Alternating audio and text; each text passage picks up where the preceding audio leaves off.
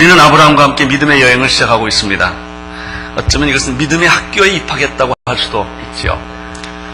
믿음은 하나님의 음성을 들으면서부터 시작됩니다. 믿음은 하나님의 말씀에 순종하면서부터 열매를 맺기 시작합니다. 그러나 믿음의 행동을 하기 시작하면 여러분은 기근을 만나게 될 것입니다. 기근을 만나서 흔들리고 좌절을 경험합니다. 믿음을 갖게 되면 갈등을 겪습니다. 어떻게 이 갈등을 극복해내느냐가 믿음의 열쇠가 되는 것이죠.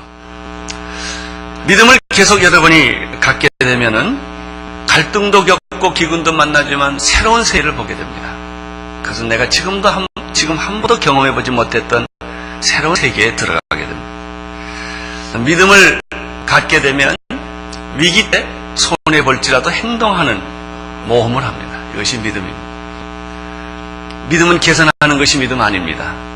하나님의 뜻이라고 믿으면 아무리 어렵고 위기에 처했다 할지라도 행동하는 것이 믿음입니다.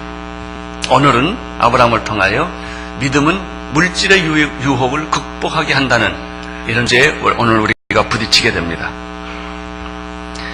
아브라함은 조카 롯이 위기에 처했을 때 주저하지 않았습니다. 그는 자기의 위험을 생각하지 않았습니다.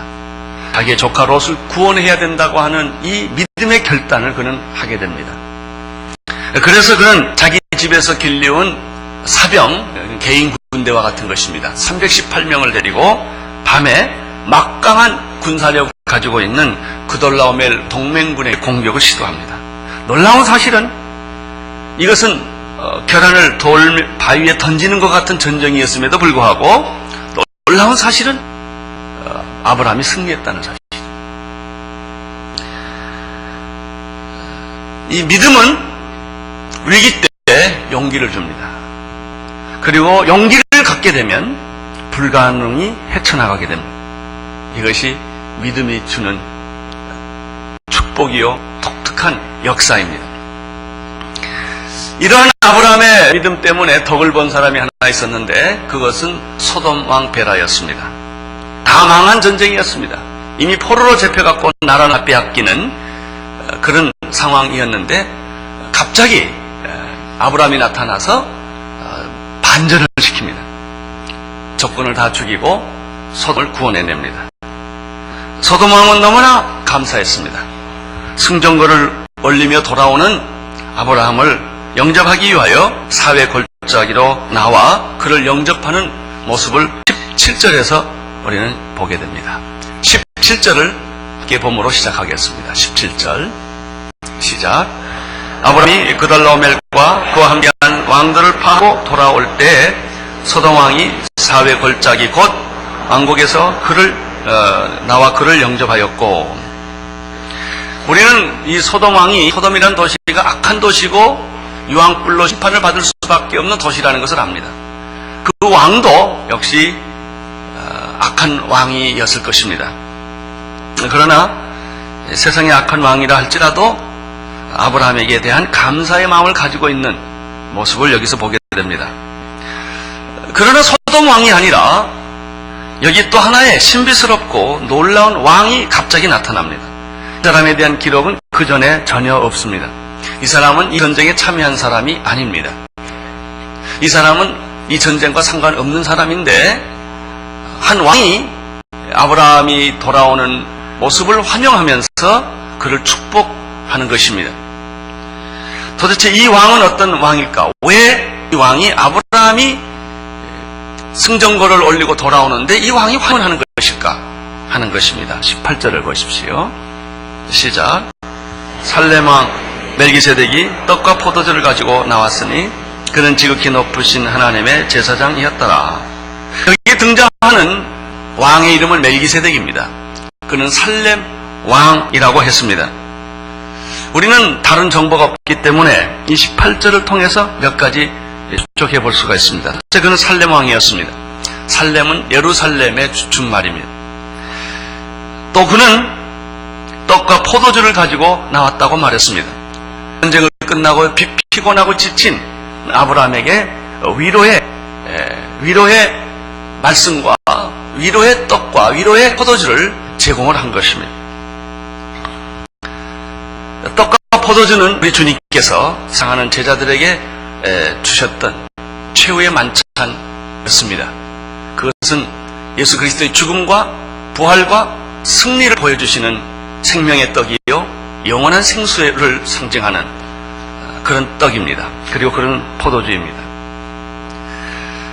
그는 떡과 포도주로 아브라함을 영접했을 뿐만 아니라 그에 대해서 이렇게 말하고 있습니다. 그는 지극히 높으신 하나님의 제사장이었다.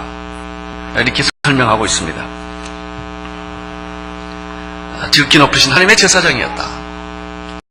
19절 이하에 보면 두 가지 사실을 더 우리는 보게 됩니다. 이 살렘왕 멜기세덱이 아브라함을 영접을 했는데 아브라함을 만나 떡과 포도주를 주었을 뿐만 아니라 이 사람은 아브라함을 축복을 합니다. 그래서 이 사람에게는 축복권이 있구나 하는 것을 알게 됩니다. 또 놀라운 사실은 아브라함이 이 살렘왕 멜기세덱에게 받은 은혜가 너무 많아서 11조를 바칩니다.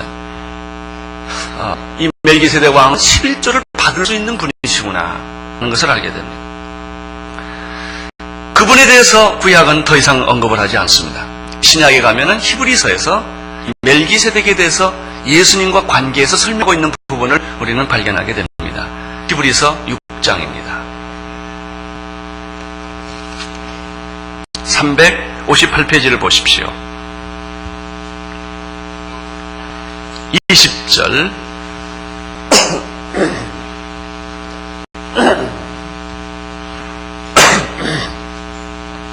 20절 이하 쭉 몇 절을 읽겠습니다. 시작. 그리로 앞서가신 예수께서 멜기세덱의 판차를 쫓아 영원의 제사장이 되어 우리를 위하여 들어갔느니라. 이 멜기세덱은 살렘왕이요 지극히 높으신 하나님의 제사장이라. 여러 임금을 쳐서 죽이고 돌아오는 아브라함을 만나 복을 빈 자라. 아브라함이 제 10분의 1을 그에게 나눠주니라. 그 이름을 번역한 즉 첫째 의의 왕이요 또 살렘 왕이니 곧 평가의 왕이요 아비도 없고 어미도 없고 족보도 없고 시작하는 날도 없고 생명의 끝도 없어 하나님의 아들과 방불하여 항상 제사장으로 있느니라. 이 사람의 어떻게 높은 것을 생각함. 조상 아브라함이 노량물 중에 좋은 것으로 10분의 1을 저에게 주었느니라. 이의 아들들 가운데 제사장의 직분을 받는 자들이 율법을 쫓아 아브라함의 허리에서 난 자라도 자기 형제인 백성에게서 10분의 1을 취하라 명령을 가졌으나 이 족보에 들지 아니한 멜기세덱은 아브라함에게 10분의 1을 취하고 그 약속을 얻은 자를 위하여 복을 빌었나니 폐일언하고 낮은 자가 높은 자에게 복을 받느니라. 이 히브리서에 의하면 멜기세덱에 대한 좀 더 자세한 이야기가 나오는데 그는 아비도 없고 어미도 없고 족보도 없고 시작도 없고 그 생명의 끝도 없는 하나님의 아들과 방불한 항상 제사장으로 있는 분이셨다. 6장 마지막 부분에는 예수님이 대제사장이신데 우리를 인류를 구원하시는 대제사장이신데 바로 이 멜기세덱의 반대를 쫓아 영원한 대제사장이 되셨다라고 설명하고 있죠. 여기서 이번 전체적으로 느끼는 그 마음은 어떤 것입니까? 이분은 멜기세덱은 결코 한 인간이 아니라는 것입니다. 인간 이상의 어떤 존재라는 사실을 여러분들은 발견하게 됩니다.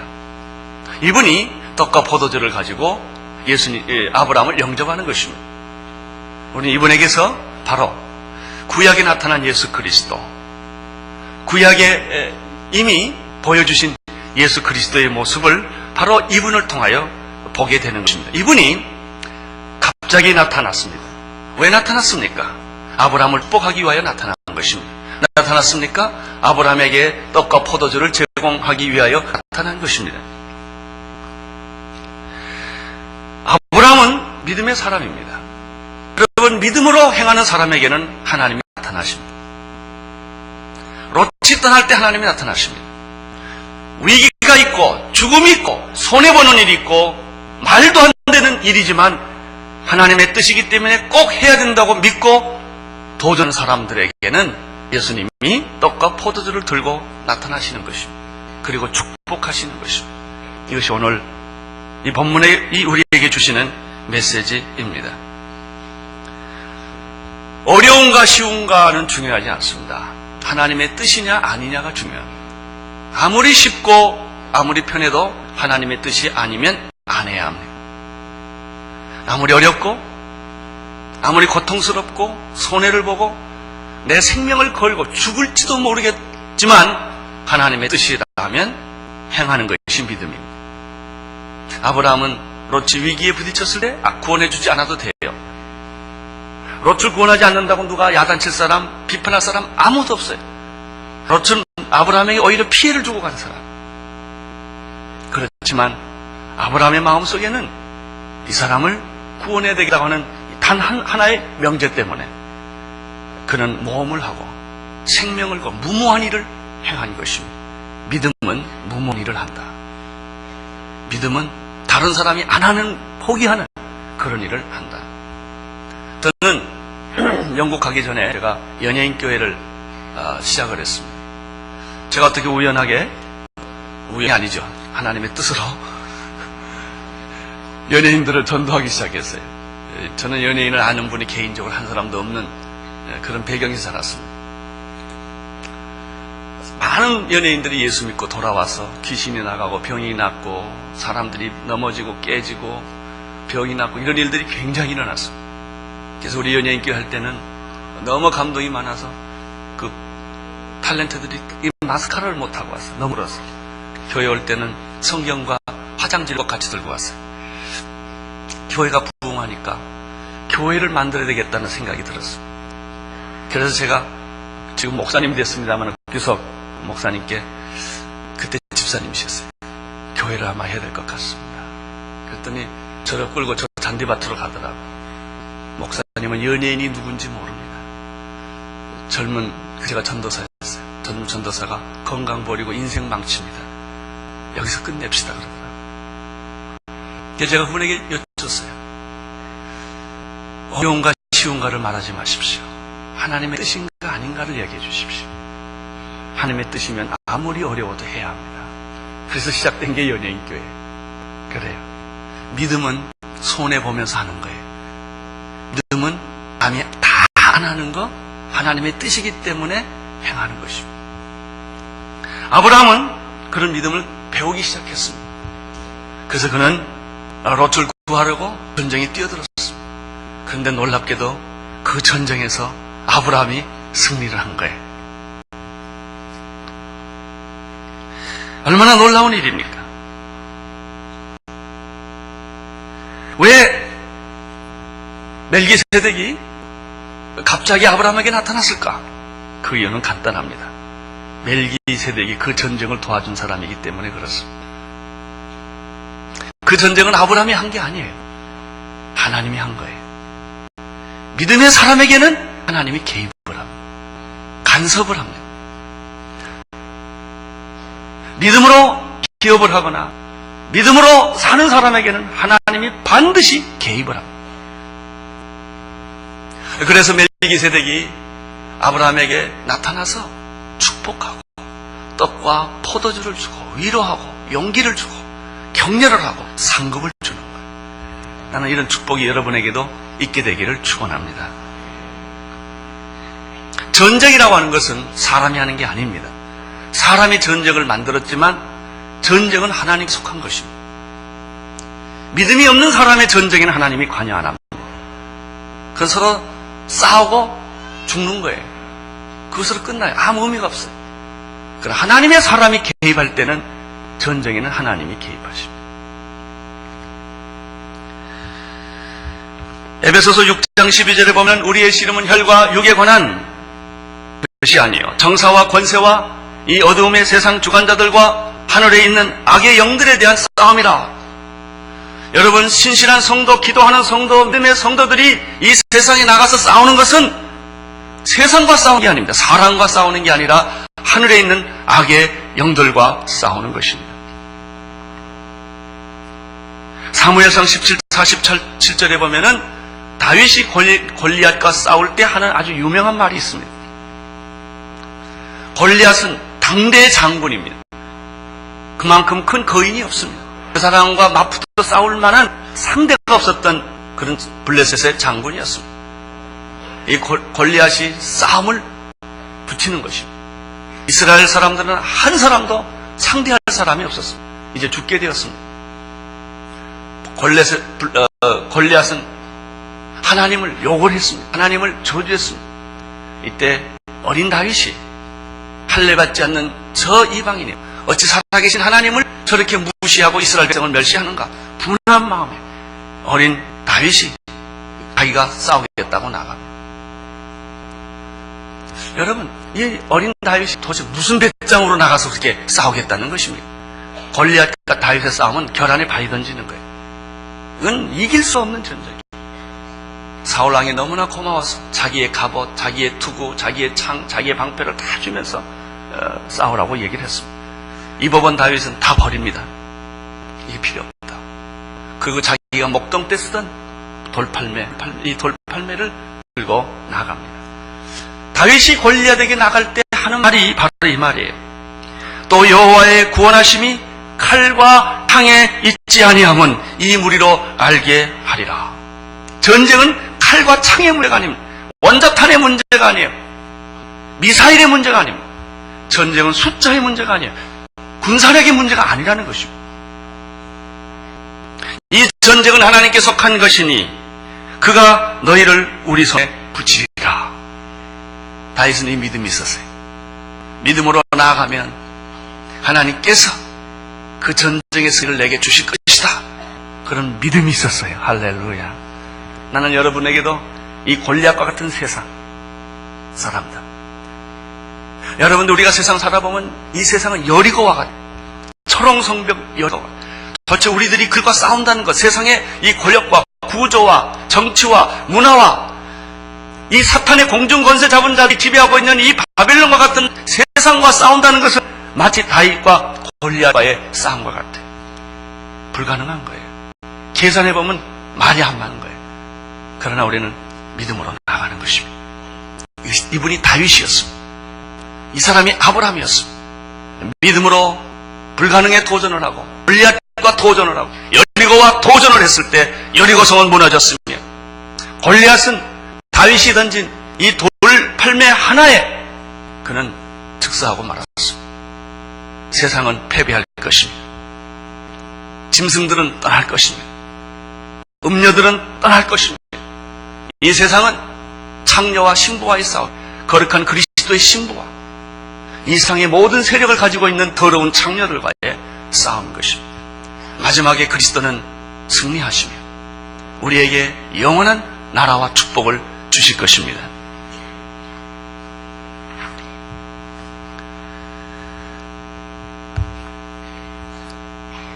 소돔 왕은 세상의 사악한 왕입니다. 아브라함은 이 소돔 왕을 위해서 온 것은 아니었습니다. 그는 조카 롯을 구원하기 위하여 싸웠는데 그것이 믿음으로 했던 전쟁이기 때문에 하나님이 개입한 것입니다. 사랑하는 성도 여러분, 무엇이든지 믿음으로 하십시오. 하나님을 믿고 신뢰하고 도전하십시오. 그러면 하나님은 그 사건에 개입하십니다.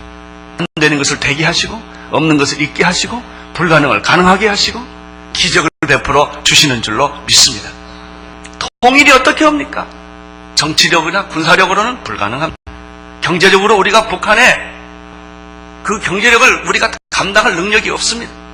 그러나 하나님이 하시면 믿음으로 하면 다 이것이 우리가 이해할 수 없는 방법으로 하나님의 때에 이루어 주실 줄로 믿습니다.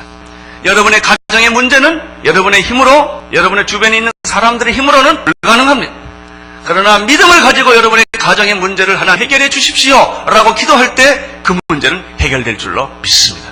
여러분의 자녀들의 문제도 해결될 줄로 믿습니다. 왜? 하나님이 거기에 개입하시기 때문에. 전쟁은 하나님께 속한 것입니다.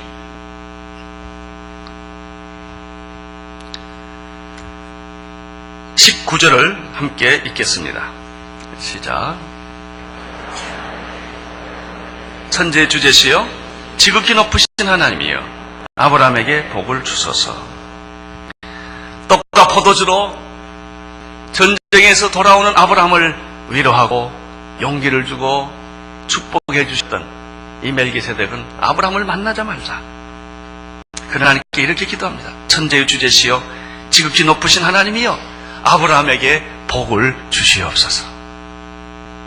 금년에 이런 하나님의 음성이 여러분에게도 들리기를 바랍니다.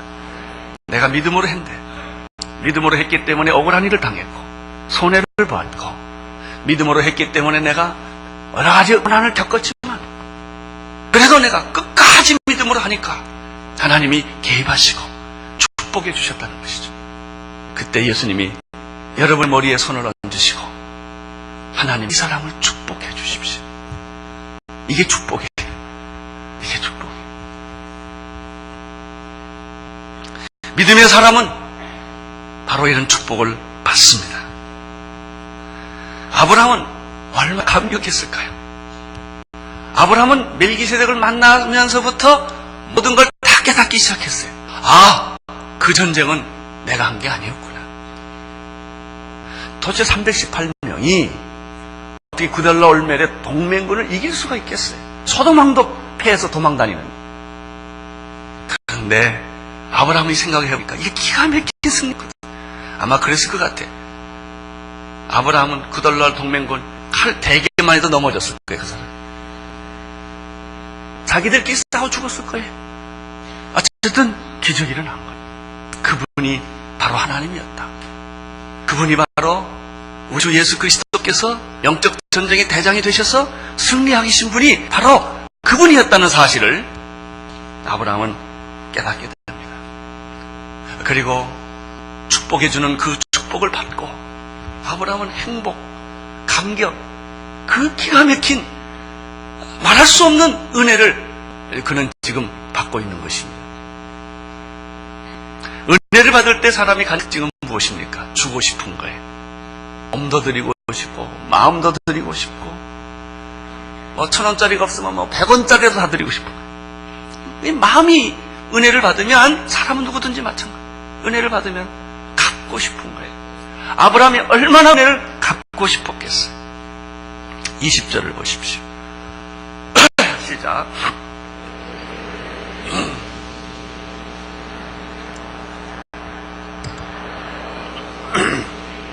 멜기세덱이 아브라함을 축복하면서 이렇게 말합니다. 너의 대적을 내 손에 붙이신 이는 누구시다? 하나님. 아직 분명히 나오죠. 전쟁을 하신 분은 내가 아니다. 하나님이었다. 내가 칼을 휘두르는데 허공을 휘두를 때 성령께서 그 칼을 내쳐가지고 그 사람 맞게 해줬다 이거예요. 그런 일이 일어난 거예요. 하나님이 하셨다. 그 하나님께, 지극히 높으신 그 하나님께 찬송을 드려라. 아브라함은 이 말씀에 순종을 했어요. 그러면 아브라함이 순종한 방법은 무엇입니까? 아브라함은 그 밑에 보면 그 어떤 것에서 10분의 1을 멜기세덱에게 주었더라 이렇게 되어 있습니다. 11조라는 게 처음 나옵니다. 모세오경에 11조가 나오는데요. 그것은 이 이후에 그 11조의 축복이 너무나 크기 때문에 그것이 율법화된 것뿐이에요. 11조는 율법이 아니고 은혜입니다. 감격입니다. 11조는 찬송이에요.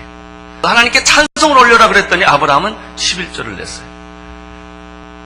찬송 11조는 찬양이에요. 하나님께 드리는 보답이에요. 11조는 하지 않으면 벌 받는 것이 아니고 하지 않으면 안 되는 것이 아니라 하지 않으면 견딜 수 없는 게 이것이 10조의 축복이에요. 그러면 11조라는 게 무슨 의미가 있을까? 물질을 극복했다는 의미가 있습니다. 물질보다는 하나님 더 크시다, 더 위대하시다, 그 고백하는 것이 11조예요. 믿음 없으시면 여러분이 절대 11조 할 수 없습니다. 하고 후회합니다. 그게 11조예요. 11조까지 할 수 있다라는 얘기는 나는 내가 번 돈을 포기할 수 있다 이런 얘기예요. 물질을 넘어섰다 이런 말이에요. 아브라함은 은혜의 보답을 11조로 했습니다. 영적인 은혜를 물질로 보답한 것입니다. 물질이 있는 곳에 인간의 마음이 있습니다. 물질을 초월하는 사람은 없어요. 왜? 인간은 다 물질로 만들어졌기 때문에 그래요. 만약 당신이 물질을 정말 초월할 수 있다면 당신은 시체일 거예요. 죽은 사람만 물질을 초월할 것입니다. 우리가 육신을 가지고 있는 동안은 이 육신을 벗어나지를 못해요. 돈이 많건 돈이 없건 간에 인간은 다 물질적입니다. 그리고 물질의 노예입니다. 돈이 많은 사람만 물질의 노예가 아닙니다. 돈이 없는 사람은 더 노예가 돼요. 그 몇천 원 가지고 노예가 돼요. 그 인간이에요. 여러분, 인간은 인간이란 존재 자체가 이 육으로 만들어졌어요. 물질로 만들어졌어요. 하나님이 없는 사람들의 세계관은 유물 사상일 수밖에 없는 거예요.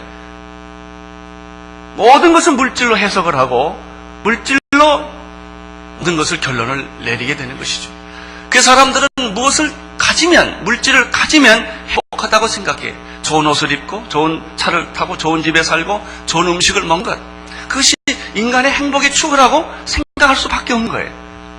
그러면 인간은 물질로만 만들어졌느냐? 그렇지 않아요. 거기에 우리의 고민이 있습니다. 인간은 하나님의 형상으로 지음받은 영적 존재라는 것입니다. 따라서 물질의 만족이 인간의 만족인가? 그렇지는 않습니다. 영적인 만족이 없는 한 인간은 본질적인 행복은 없습니다. 하나님을 믿지 않는 사람, 그런 사람은 이 영이 없기 때문에, 물질만 보이기 때문에 그가 추구하는 세계는 물질적인 세계일 수밖에 없죠. 그러나 예수 그리스도를 믿고 나면, 하나님을 믿고 나면 하나님의 영이 드러나는 거예요. 물질도 중요하지만 영이 더 중요하구나, 영적인 행복이 더 중요하구나, 이런 것들을 그가 깨닫기 시작을 합니다. 물질을 포기한다는 뜻이 아니에요. 물질 위에 하나님의 영이 있는구나. 그래서 영적인 존재로, 믿음을 가진 존재로 하나님을 신뢰하는 더 높은 가치를 갖게 되는 것입니다.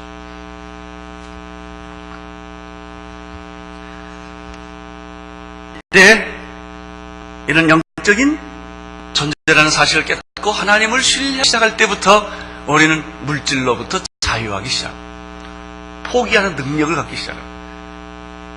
아브라함은 첫 번째는 실패를 했습니다. 그래서 그가 갈대아 우르를 떠나서 약속의 땅을 갔을 때 그가 처음 만난 것은 기근이었고, 기근 앞에 부딪혔을 때 그는 좌절했고 애굽으로 피신을 했습니다. 좀 더 살기 좋은 것, 음식이 있는 것, 좋은 집이 있는 곳, 물질을 따라간 거예요.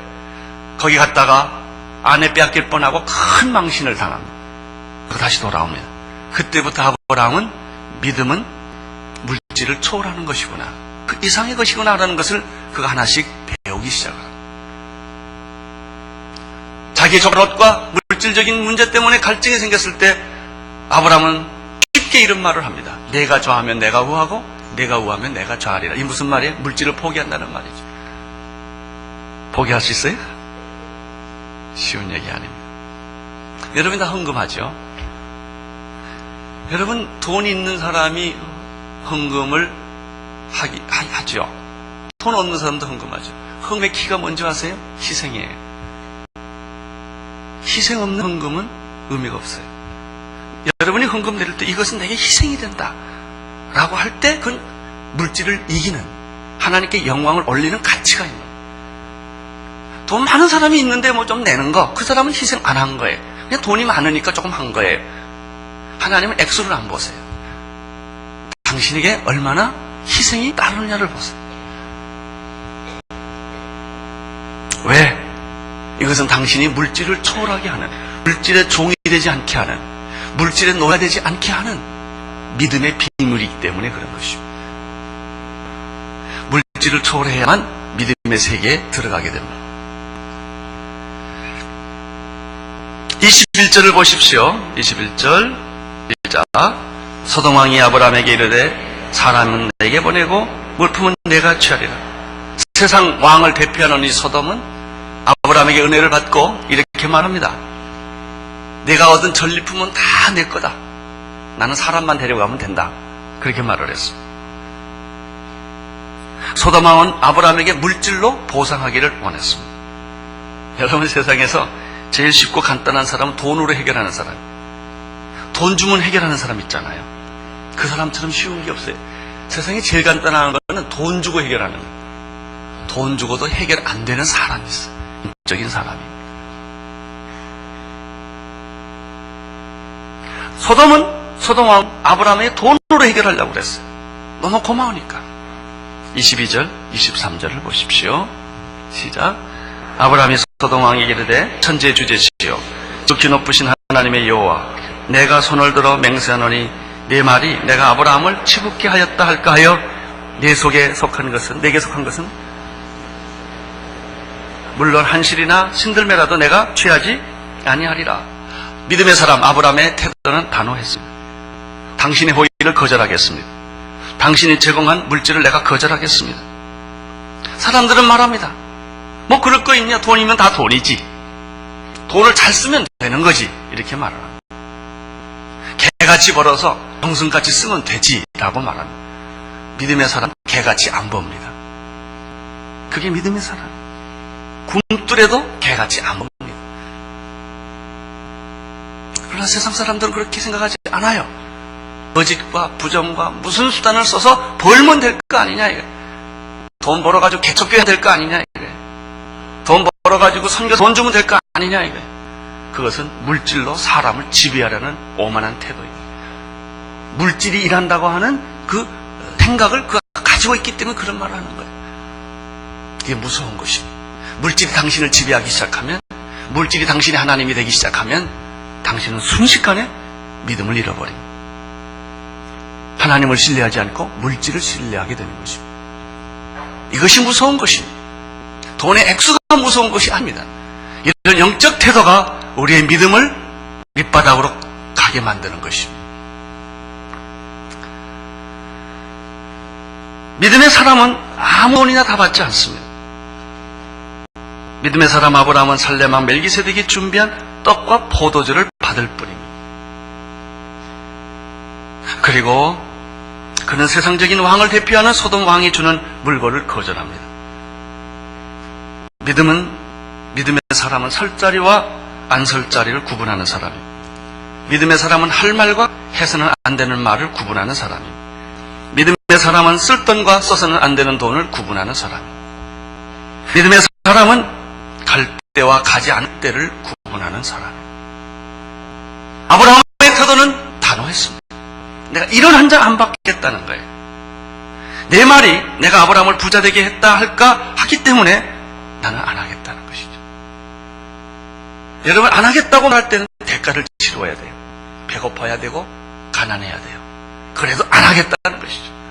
그 사람이 아브라함이었습니다.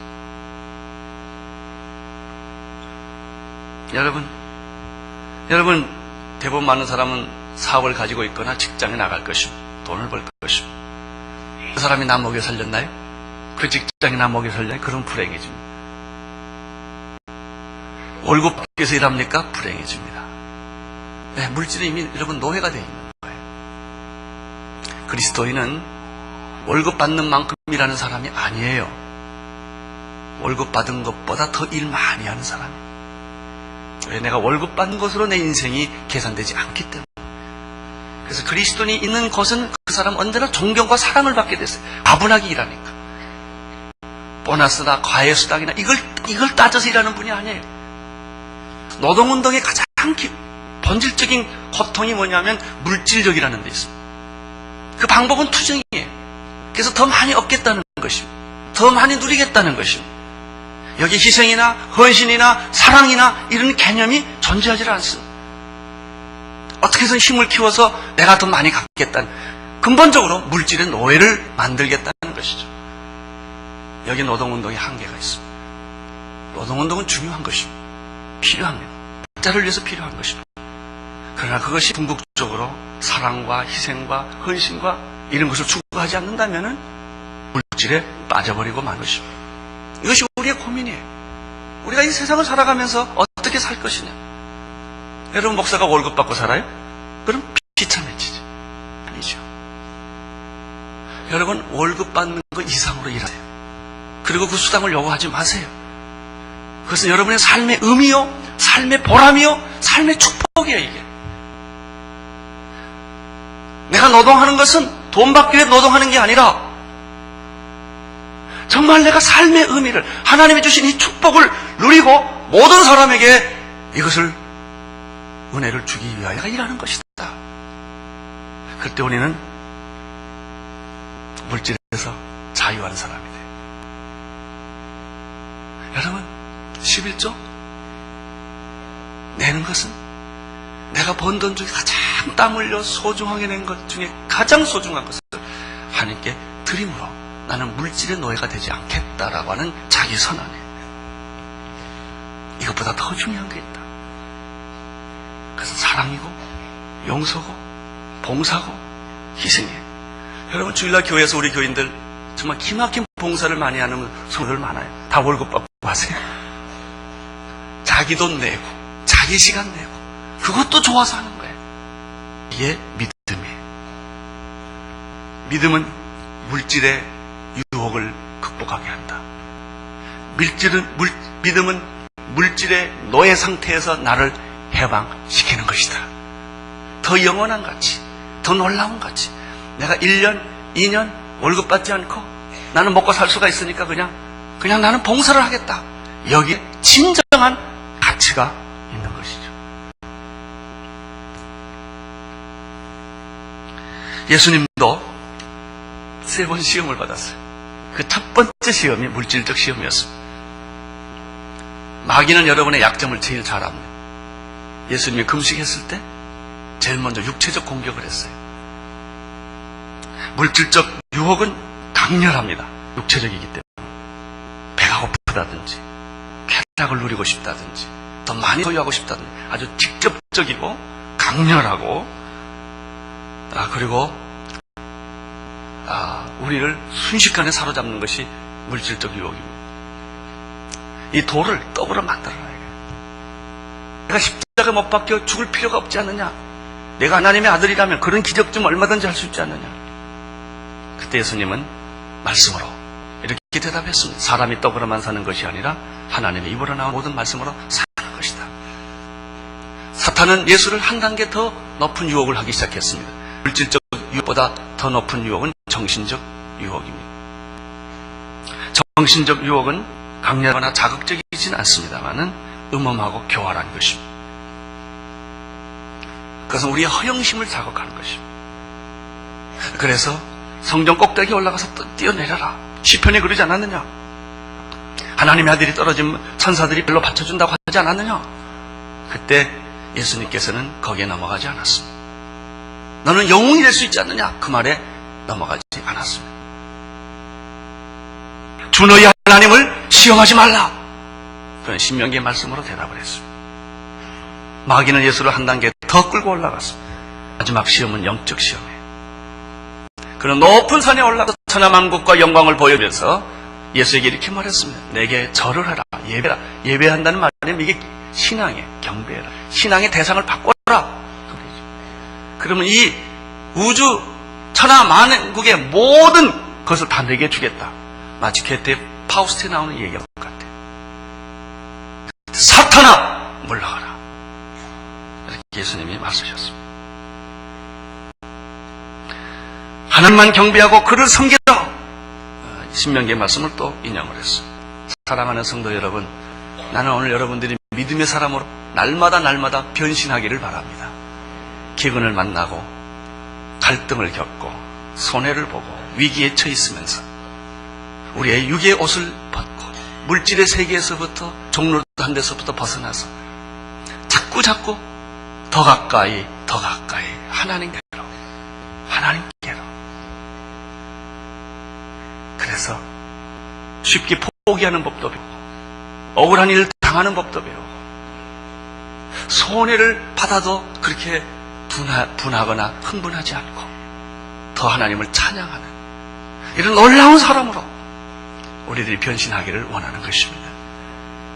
디모데전서 6장 10절 돈을 사랑함이 일만하게 뿌리가 되나니 이것을 사모하는 자들이 미혹을 받아서 믿음에서 떠나 많은 근심으로 자기를 찔렀도다.